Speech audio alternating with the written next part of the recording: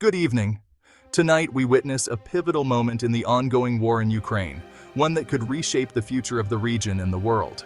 In a stunning turn of events, a new chapter has begun with a surprise announcement from Washington, sending shockwaves through diplomatic circles and across the front lines. The United States has brokered a detailed 28-point peace proposal, meticulously crafted to address the complex realities on the ground and aimed at finally ending the brutal conflict. This news caught many off guard. For years, the U.S. had been a steadfast supporter of Ukraine's fight to reclaim its territory, providing military aid and diplomatic backing.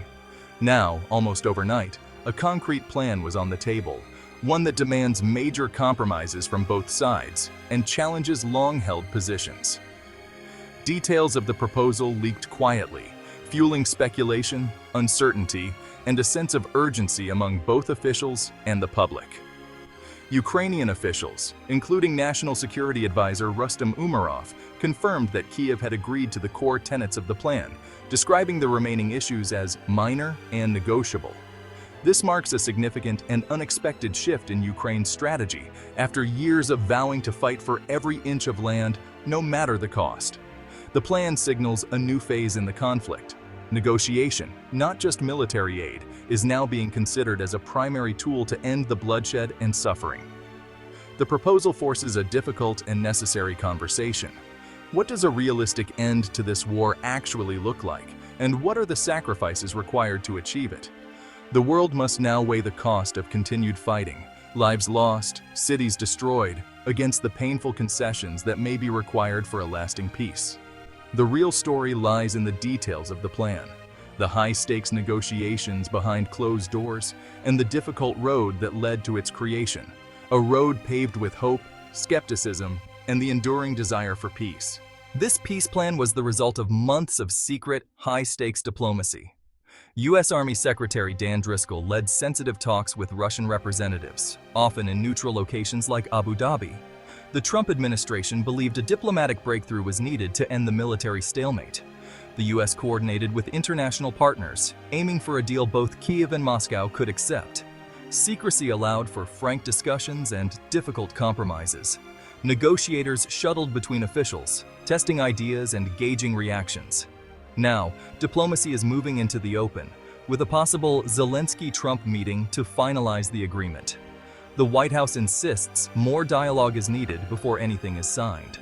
The secret talks have set the stage, but the final steps must be public and decisive. The world is watching to see if this diplomacy can deliver real peace. The full 28-point document remains classified, but key details have emerged, and they're deeply controversial. The plan reportedly requires Ukraine to cede sovereignty over Donetsk to Russia, a staggering concession. Ukraine would also have to abandon its NATO ambitions, validating a core Russian demand. Strict limits on Ukraine's military would leave it dependent on outside security guarantees. Critics say the plan looks more like a list of Russian demands than a true peace deal. For Ukraine, these terms challenge its sovereignty and national identity. While Kyiv has accepted the main parts, the original blueprint was a bitter pill, and not the final word. The news of the U.S. peace plan triggered a wave of divided reactions worldwide, instantly dominating headlines and sparking intense debate in capitals across the globe. In the United States, the proposal became a lightning rod for controversy. Some praised the Trump administration's bold move, arguing it was a necessary step toward ending the conflict. Others, however, accused the government of betraying a key ally and appeasing Russian aggression, warning that the plan could set a dangerous precedent.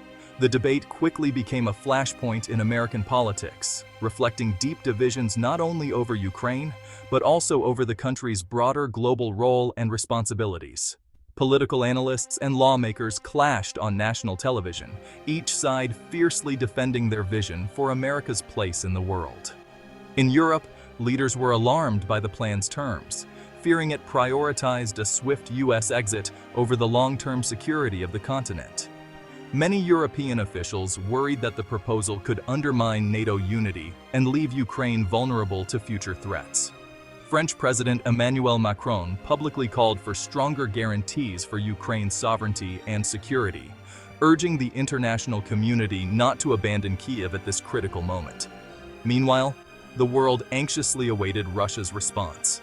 The Kremlin remained silent, creating a sense of uncertainty and fueling speculation about Moscow's next move. Russian officials had shown interest in earlier versions of the peace plan, but their stance on the revised proposal was unclear.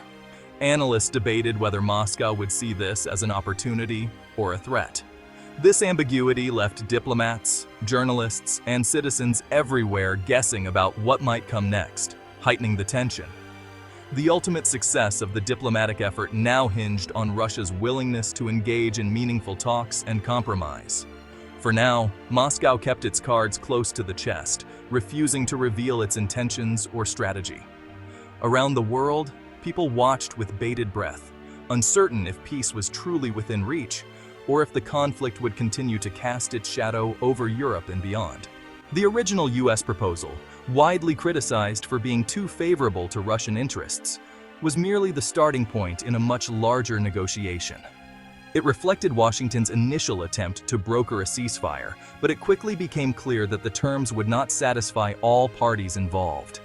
Facing immediate backlash, both Ukraine and key European leaders demanded significant changes, insisting that the deal must better reflect their security concerns and political realities on the ground.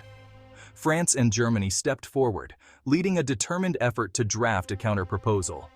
Their version included much stronger security guarantees for Kyiv, aiming to reassure Ukraine that its sovereignty would be protected. The European position was clear. Any peace deal must not only end the fighting, but also ensure Ukraine's long-term defense and deter any future Russian aggression. This became a non-negotiable point for European negotiators. As a result, the American plan underwent several rounds of revisions, with diplomats incorporating key feedback and demands from both Ukraine and Europe, making the proposal more balanced and robust.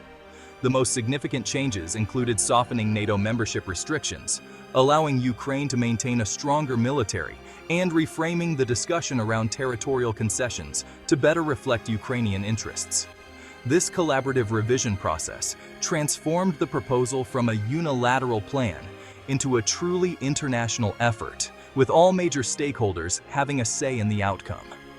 Ukraine's eventual agreement came only after these substantial changes were made, ensuring that their core interests were addressed.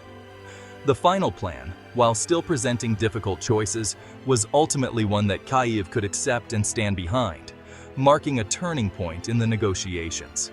The entire process demonstrated that Europe and Ukraine had a powerful and influential voice in shaping the terms of peace, not just the United States. In the end, the peace plan became a testament to transatlantic cooperation and the ability of allies to work together, even in the face of major disagreements. Despite the challenges and differing perspectives, the allies ultimately found common ground, proving that unity and compromise are possible even in the most complex international crises. As diplomats negotiate, the war's brutality continues. Missile strikes and drone attacks devastate cities and civilians, underscoring the urgent need for a ceasefire. The violence makes trust and compromise harder, fueling anger and hardening positions. The contrast between diplomatic hopes and battlefield realities is stark. The urgency is heightened by shifting momentum. Russian forces are making gains in the east. This military reality drives the push for a negotiated settlement now, before Ukraine's position weakens further.